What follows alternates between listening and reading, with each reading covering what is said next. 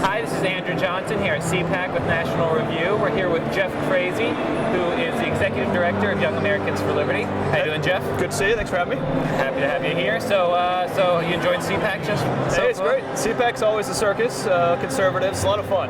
Yeah? It's like a big family reunion. So why don't you tell me a little bit about yourself, about Young Americans for Liberty, and we'll go from there. Sure. Born and raised in Texas. I live up here in Arlington, Virginia now.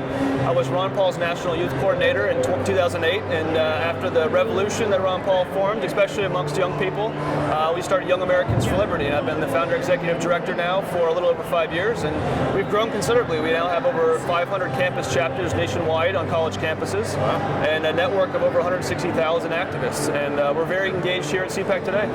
So what are you guys doing right that a lot of the conservative movement doesn't seem to be getting right when it comes to young people? Well, we're holding the principle. You know, we're speaking truth to power. I think is a lot of it too. It's understanding the ideas of liberty and speaking to those ideas and fighting for them when you come up here to Washington. And that's why you see a lot of young people rallying behind Senator Paul, because he's coming up here. He's energetic. He's reaching out to young people, and he's speaking truth to power. And also, he stands on principle. I think that's the biggest thing. Is he's willing to talk about civil liberties. He's willing to talk about free market economics and more humble foreign policy.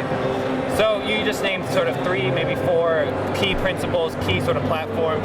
I mean, what's the one you think, though, most speaks to young people? Sort of when people come up to you guys or go to your events, what are sort of the things that they seem to be, the one they seem to be most concerned Well, I think it really about? is a whole package. I mean, I think it's the philosophy of liberty. It applies to all issues, and once you understand it and you embrace it, the answers are so simple in many ways. So it's really embracing, I don't know if you call it libertarianism or constitutionalism, but it makes politics so much more simple, and the answers to these questions so much more simple. So there's really not just one issue. Sometimes one issue might spur the interest, but then I think it's embracing the whole philosophy of liberty that really brings people rally around the cause. And so what are you guys doing as far as sort of how are you transmitting this message? You know, so you guys have these principles, you have these convictions, but what's the way you're dispersing that? Yeah, so we have a very active grassroots network. Like I said, we have over 500 campus chapters nationwide, and for CPAC, we just get the word out. We let our chapters know and our membership know that this is a big event for us, and it's a big event to attend and participate in just for the movement at large.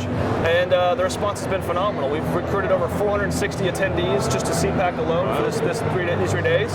And as a result, as you look around, you see a lot of Stand with Rand t-shirts and buttons, because a lot of our membership supports what he represents. So we're excited about it. We're excited that young people are energetic about our ideas. Barack Obama was kind of the hope and change candidate, and when he really doubled down on Bush's policies, he just made more young people upset with him, and they're looking for answers. And so the power of the internet is a wonderful thing, and they're finding our message through YouTube and our website and everything else, and coming around to our cause. Is there anyone else that can stand with Rand currently in Washington? Someone else that you guys sort of find yourselves in line with when it comes to?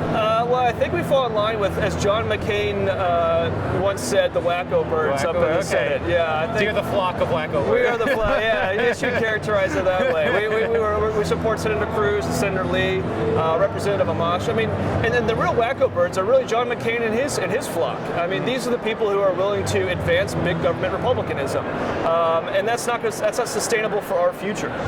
They've really waged a war on our generation. There's a war on youth right now, and it's waged by politicians, crony capitalists, the Federal Reserve System, and they're advancing an agenda that is very much Democrat-light, and sometimes even more liberal than the Democrats. So to actually have constitutional conservatives come to D.C. and fight for these principles, I think that's why you're seeing so much energy from the grassroots. All right, and looking ahead, last question, what do you guys sort of have in store, a sneak preview, sort of what you're looking at to do in 2014 and maybe even 2016? Yeah, great question. Yeah, right now we're in the process of hosting 12 state conventions across the country. If you go to our website, yaliberty.org, you can find out where we're hosting those.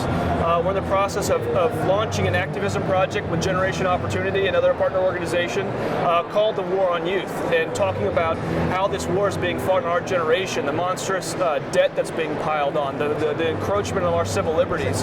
And this is all as a result of politicians here in Washington, D.C. So you'll be seeing a lot of activism on campuses this spring, a lot of recruitment, bringing more people to our cause, and we're hoping that this will also be a large national message going into election season, and having our politicians answer to the idea of, what this monstrous debt they're piling on our generation. What are they doing to fix that?